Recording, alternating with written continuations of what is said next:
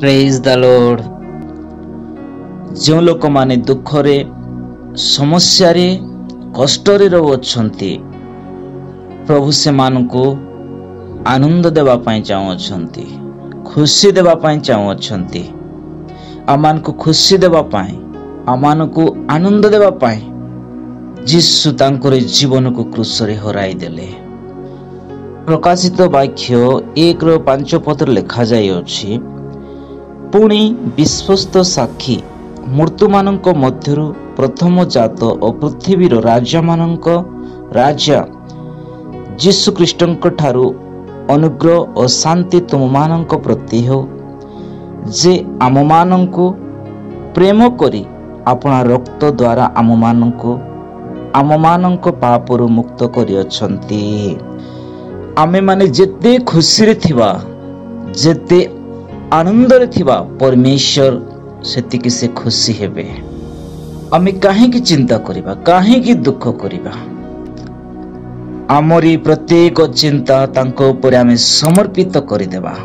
प्रभु संभाळिबे। प्रभु आम माननको प्रेम करी तांकरी रक्त रे आम माननको परिष्कार कले। आम मानकर प्रत्येक पापरु आम माननको उद्धार कले। आमे प्रभुंकर आज्ञाकारी हे रहिबा, प्रभुंकर इच्छा अनुसार चलिबा, प्रभुंकर वाक्य अनुसार आमे माने चलिबा।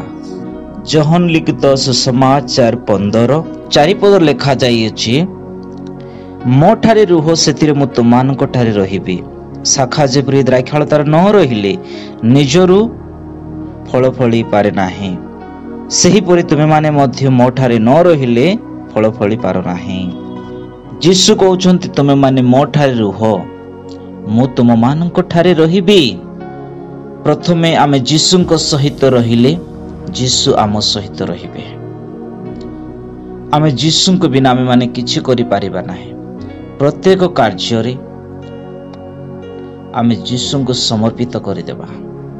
एवरीथिंग तांको निकट आमे माने समर्पित करि देबा। प्रभु एई सब किछि तुमे ही संभाळो। प्रभु एई सब किछि तुमर। मो पाखरे जहा किछि अछि सेही सब तुमर। आमे प्रभुଙ୍କ निकट आमे अर्पण करि देबा। आमे निजे उपरे विश्वास करिबा। प्रभु मो सहित अछंती, सदा सर्वदा रहिबे, मो सहित कथा होछंती, मोर आगरे पछरे से घेरिकी रहउछंती। बाइबल रे आमे माने देखुछु बाटी में अंधंक विषय रे तार विश्वास द्वारा से सुस्थता पाइले। 12 वर्षर रोगग्रस्त स्त्री विषय आमे माने देखुछु तार विश्वास द्वारा से सुस्थता पाइले। सत सेनापति को आमे देखुछु, सत सेनापति को विश्वास द्वारा तांकर दास सुस्थता पाइले। आम निजर विश्वास को आमे मजबूत करिबा, सब किछि परमेश्वर निकट आमे माने समर्पित करि देबा। प्रभु सब किछि से करिवे। समस्या रे थिले समस्या रे बाहर करिवे, दुख रे थिले से दुख रु आमान को मुक्त करिवे, पाप रे थिले पाप रु आमान को उद्धार करिवे। आमरी जीवन को आमे तांकर निकट आमे माने समर्पित कर देबा। ताहेले आमे माने खुशी जीवन बिताई पारिबा। ए वाक्य द्वारा प्रभु आशीर्वाद करंतु, अनुग्रह करंतु। God bless you.